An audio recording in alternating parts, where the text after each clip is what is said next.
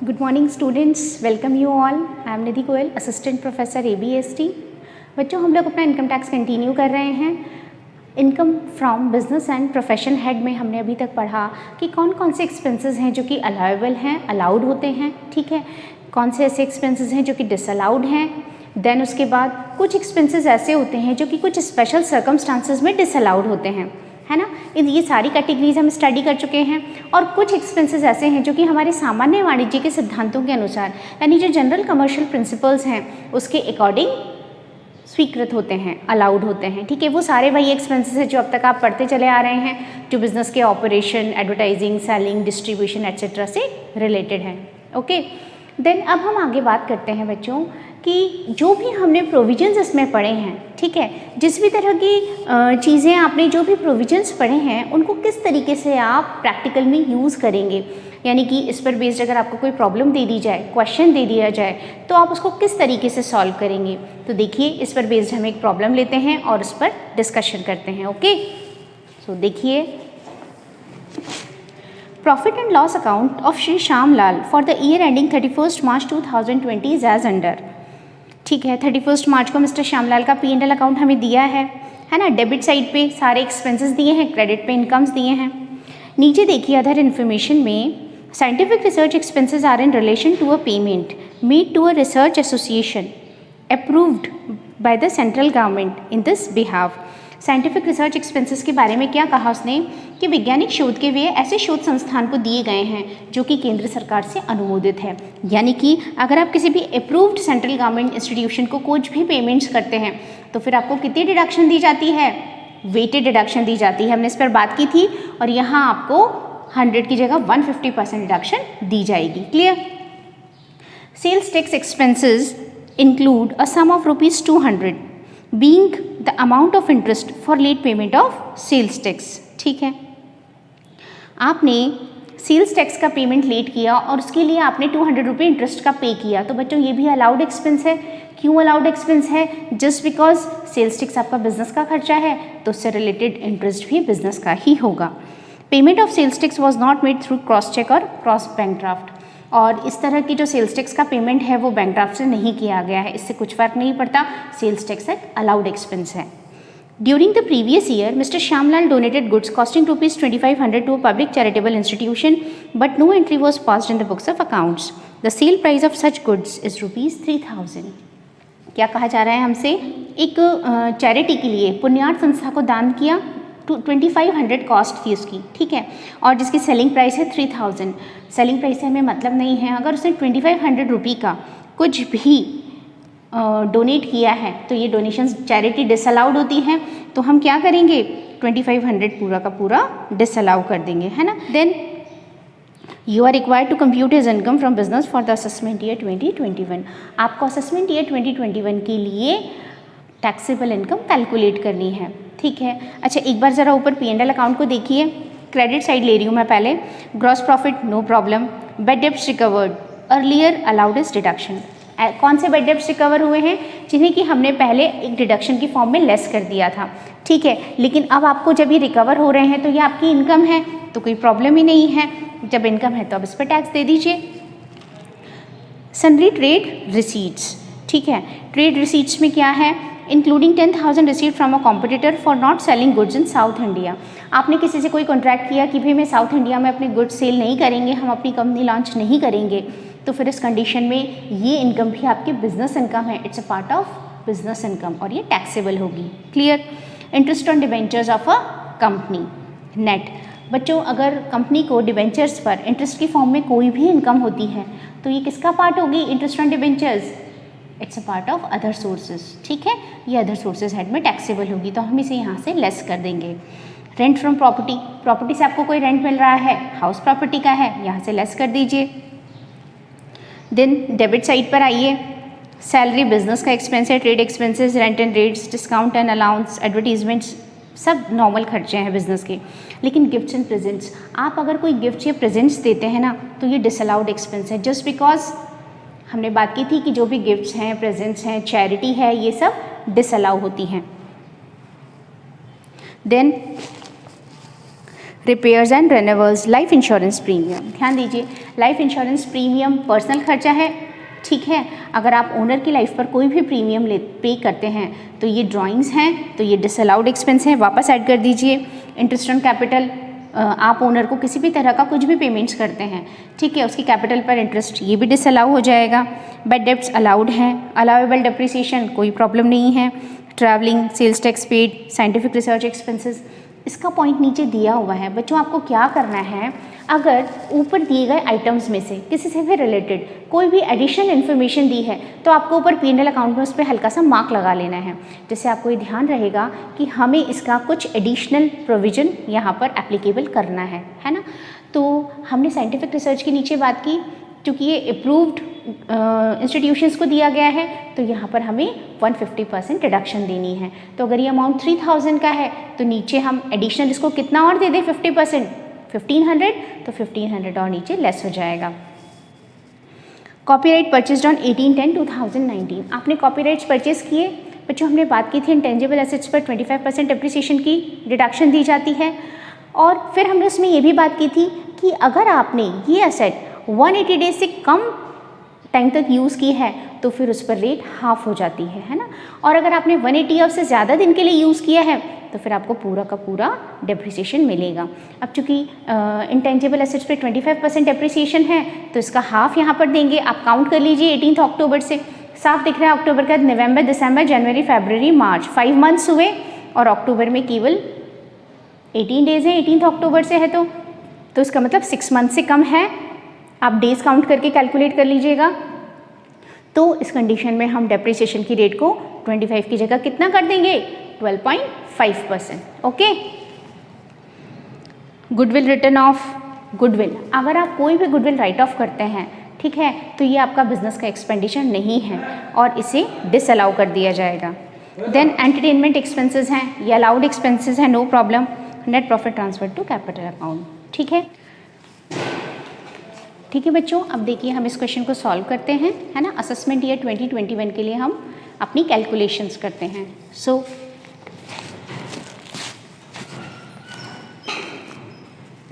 Computation of income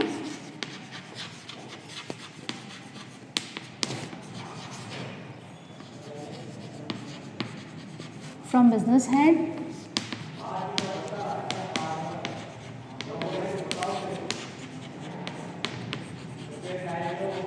from business and profession head for assessment year 2021.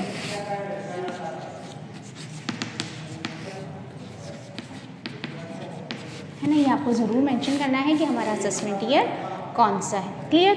Then उसके बाद देखिए हम क्वेश्चन कहाँ से स्टार्ट करेंगे बच्चों, हम अपना क्वेश्चन स्टार्ट करेंगे नेट प्रॉफिट से। ओके, तो देखिए क्वेश्चन में नेट प्रॉफिट कितना दिया हुआ है, हमारा नेट प्रॉफिट दिया हुआ है, net profit as per P&L,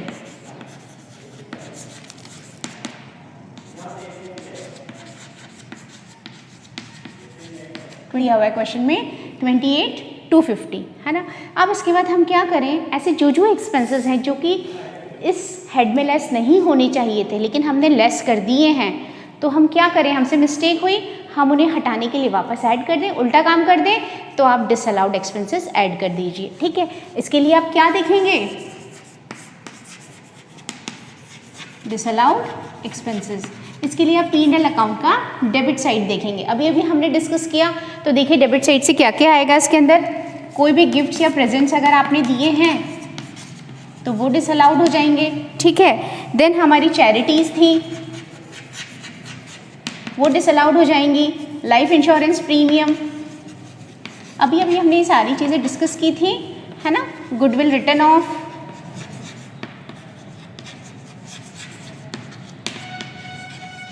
then interest on capital.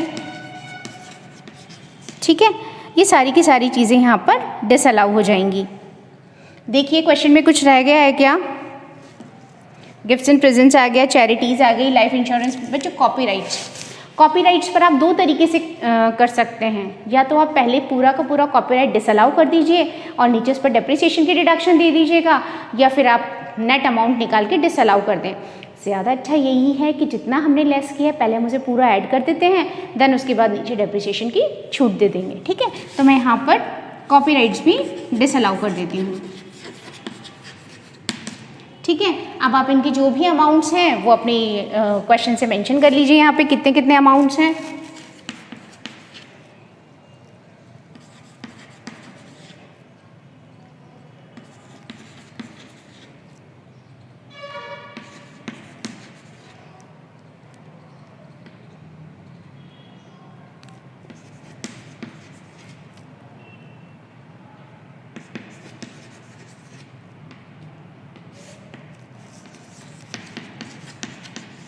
ठीक है बच्चों, तो हमने इन सबके अमाउंट्स मेंशन कर दिए। तो net profit as per P&L में हमने डिसअलाउड एक्सपेंसेस वापस ऐड कर दिए। तो देखिए इसको ऐड करके जो भी हमारा टोटल आ रहा है उसे हम यहाँ लिख देंगे 49,500, है ना। अब इसमें से मैं वो इनकम्स लेस कर दूँ जो एक्चुअल में मुझे इस हेड में नहीं ऐड करनी चाहिए थी, फिर भी मैंने ऐड कर दी हैं। यानी कि मैं P&L का क्रेडिट साइड ले लूँ, पहले हम P&L का डेबिट साइड लेते हैं, फिर P&L का क्रेडिट साइड ले लेंगे। तो देखिए P&L के क्रेडिट साइड में क्या क्या चीज़ें दी हैं, जैसे कि उसने हमें कहा है इंटरेस्ट ऑन डिबेंचर्स, ये इस हेड की इनकम नहीं है, यहाँ से लेस हो जाएगी। Rent from house property, rent की इनकम यहाँ से लेस हो जाएगी। लिख लीजिए कितना कितना है दोनों का अमाउंट, 2700 एंड 1350। ठीक है, इतना अमाउंट हम लेस कर देंगे। तो 4050 यहाँ से लेस कर दीजिए, 45,450 आ गया, है ना। इसके अलावा अब देखिए हम एडिशनल इन्फॉर्मेशन में आ जाए नीचे, क्या क्या चीज़ें हैं जो कि इसमें ऐड और लेस की जानी चाहिए थी। तो देखिए इसकी एडिशनल इन्फॉर्मेशन फिर से देखिए, हमारे पास साइंटिफिक रिसर्च के एक्सपेंसेस थे। हमने बात की थी कि इस पर 150% वेटेड डिडक्शन देनी है, तो इसका 50% और लेस कर दें। तो यहाँ पर मैं इस साइड कंटिन्यू कर रही हूँ क्वेश्चन को बच्चों, तो यहाँ पर मैं फर्दर इसमें से लेस कर दूँ weighted deduction on scientific research. कितना था, 3000 पहले से था, इस पर 1500 में और लेस कर दूँ तो 1500 ही और लेस हो जाएगा। ठीक है, 45,450 मैं इसको यहाँ पर फिर से कैरी फॉरवर्ड कर रही हूँ, इसमें से इसे लेस कर दीजिए 43,950। ठीक है, और इसके बाद देखिए सेकंड पॉइंट देखिए, सेल्स टैक्स की उसने हमसे बात की थी, तो सेल्स टैक्स अलाउड है, उस पर इंटरेस्ट भी अलाउड है, इसकी कोई दिक्कत नहीं है। देन 2500 उसने चैरिटेबल जो भी हमारे ट्रस्ट थे उसको डोनेट किया, क्योंकि इसकी कोई एंट्री बुक्स में पहले की नहीं गई थी। तो अगर आपने बुक्स में एंट्री नहीं की तो एंट्री तो करनी पड़ेगी। क्यों? क्योंकि आपका P&L अकाउंट इससे इफेक्ट हो रहा है, आपका जो स्टॉक है इससे इफेक्ट हो रहा है। तो इस कंडीशन में हम क्या कर देंगे, क्योंकि इस तरह की कोई भी डिडक्शन आपको नहीं दी जानी चाहिए, है ना। ये क्या होना चाहिए, आपका डिसअलाउड एक्सपेंस होना चाहिए, तो हम इसे वापस से ऐड कर देंगे। ओके, तो यहाँ पर ऐड कर दीजिए goods donated but not entered in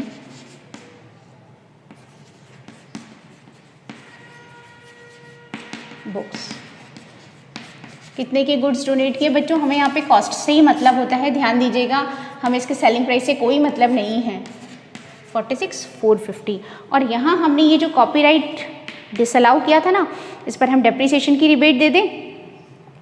कितना डेप्रिसिएशन दे दें, कितना डेप्रिसिएशन दे दें बच्चों इस पर, वैसे तो 25% देना चाहिए, अभी 25% ही बनता है, लेकिन इसे कब परचेज किया गया है, मिड अक्टूबर में, है ना। इसकी डेट कितनी है, 18 अक्टूबर। तो अगर आप 18 अक्टूबर से 31 मार्च तक काउंट करेंगे तो लेस देन 180 डेज आता है।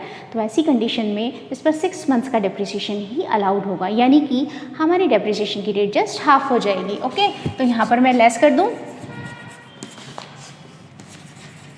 Depreciation on copyrights.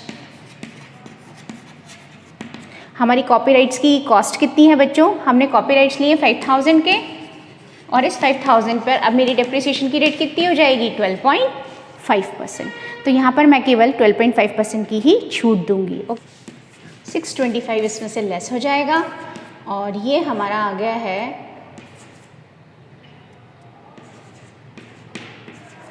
45,825। 45,825 ये हमारी टैक्सेबल इनकम आ गई from business and profession head.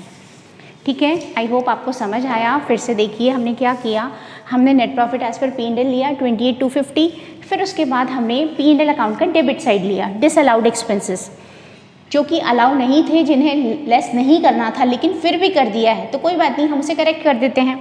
फिर इसमें से हमने लेस किया इनकम का वो वाला हिस्सा जो कि इसमें ऐड नहीं होना चाहिए था लेकिन आपने ऐड कर दिया है, आपने P&L का क्रेडिट साइड लिया, ठीक है, माइनस कर दिया रेंट और इंटरेस्ट ऑन सिक्योरिटीज, डिबेंचर्स जो भी था।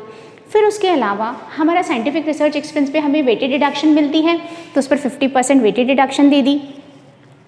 आपने गुड्स डोनेट किए, अच्छी बात है, आप गुड्स डोनेट करना चाहते हैं तो, लेकिन आप ये एक्सपेक्ट मत कीजिए कि उस पर आपको टैक्स में कोई छूट मिलेगी, है ना। आपने उसकी बुक्स में एंट्री नहीं की, आपको करनी चाहिए थी, नहीं की, तो हमने वापस से ऐड कर दिया, क्योंकि उससे हमारा स्टॉक तो कम हुआ है, तो 2500 पर आपको टैक्स देना पड़ेगा, ऐड कर दिया। और डेप्रिसिएशन, चूँकि ये कॉपीराइट्स 180 डेज से कम के लिए यूज़ किए गए हैं, तो डेप्रिसिएशन की रेट हाफ हो जाएगी, है ना, 25% का हाफ, इसे हमने लेस कर दिया क्योंकि अलाउड डेप्रिसिएशन है, और इस तरह से हमारी टैक्सेबल इनकम आई। तो बच्चों आपने देखा होगा कि हमने जो अलाउड एक्सपेंसेस पढ़े, डिसअलाउड एक्सपेंसेस, डेप्रिसिएशन, ठीक है, वो काफ़ी सारे प्रोविजंस इसके अंदर इंक्लूड होते हैं। तो इस तरीके से इन प्रोविजंस का यूज़ किया जाता है और कैलकुलेशन की जाती है, ठीक है, कॉपी कर लीजिए आप इसे।